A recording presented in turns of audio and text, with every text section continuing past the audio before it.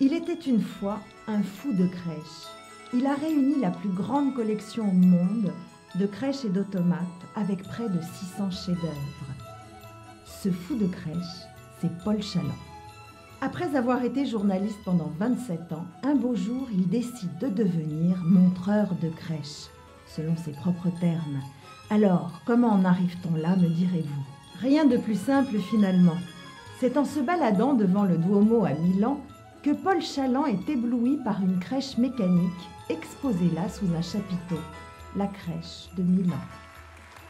Il rencontre alors son créateur, Filippucci, âgé de 72 ans, et qui se désespère de voir mourir sa crèche. C'était la première exposition, oui, dans une basilique. Paul Chaland décide alors de racheter la crèche, car il trouve cela scandaleux qu'un tel chef-d'œuvre meure.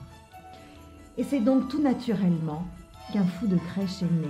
Et depuis 33 années, Paul Chaland et son équipe d'artistes ont fait de cette merveilleuse collection un patrimoine mondial. À l'approche de Noël, sont exposées dans celle-ci à Cannes de très grande envergure. Sur le parvis de l'hôtel de ville de Paris, elle mesure 18 mètres de long, une centaine de tomates. Il a fallu 1 an et demi pour la préparer. Et je vous propose de terminer ce journal avec de très belles images que vous pouvez voir actuellement sur la place de l'hôtel de ville à Paris. La première exposition a été faite à Strasbourg, capitale de l'Europe, donc on était très fiers. La queue descendait du deuxième au premier, du premier au rez-de-chaussée, du rez-de-chaussée traversait toute la place. C'était hallucinant.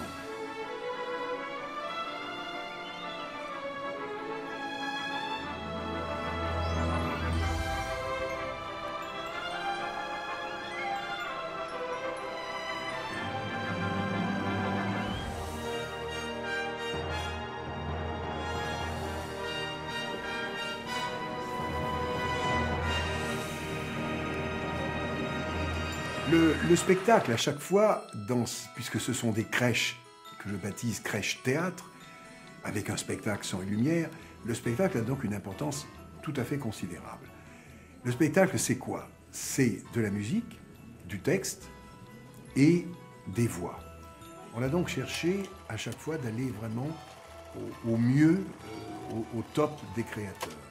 On essaye de prendre les voix qui nous paraissent à la fois les meilleurs sur le plan de la comédie, mais qui sont les plus liés à l'authenticité de ce que l'on veut faire. Évidemment, pendant les 15 ans, 10, je ne sais plus, pendant lesquels nous avons été préoccupés par la production de ces grandes crèches, nous visitions tous les pays, nous rencontrions tous les créateurs, je m'intéressais vraiment de façon passionnelle et passionnée aux crèches. Tout en fait, moi je dis la crèche c'est vraiment la liberté. Les gens qui ont envie de s'exprimer, ils s'expriment avec ce qu'ils ont sous la main. Et c'est ce qui m'a amené à faire d'autres collections que les grandes crèches, des collections de crèches tout court, venues du monde entier, et puis des collections de dioramas, et puis des collections de repos de Jésus. Alors, j'étais évidemment devenu à Paris, à cause du succès de ces présentations à Noël pendant 31 jours, j'étais devenu Monsieur Crèche, et effectivement, j'étais devenu complètement fou de ces petites pièces d'un art populaire tout à fait étonnant.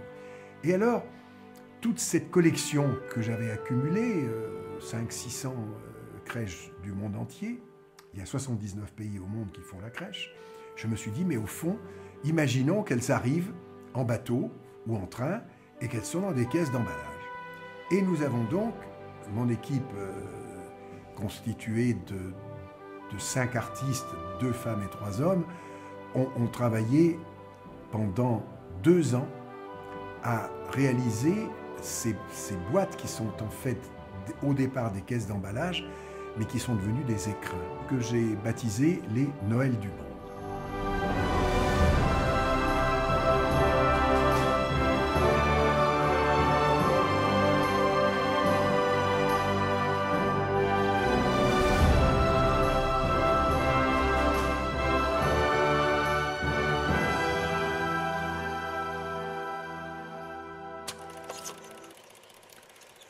Alors, si on voulait exposer la totalité de la collection, D'abord, pour la déplacer, il faudrait 27 camions grand volume, donc 120 mètres cubes.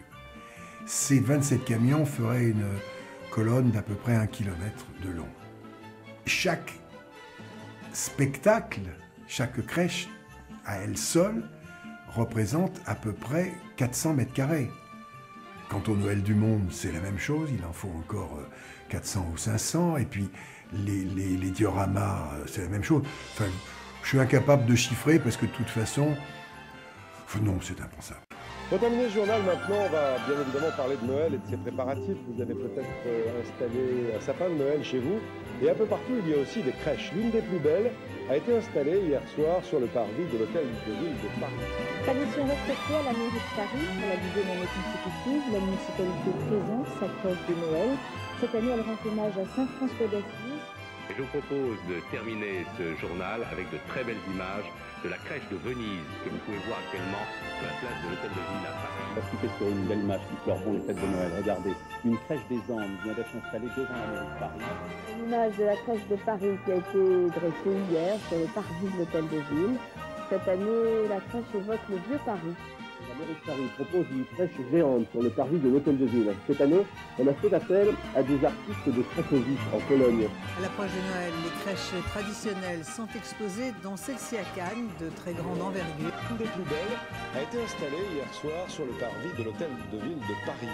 C'est une crèche de Saint François d'Assise, entièrement fabriquée par des artisans italiens.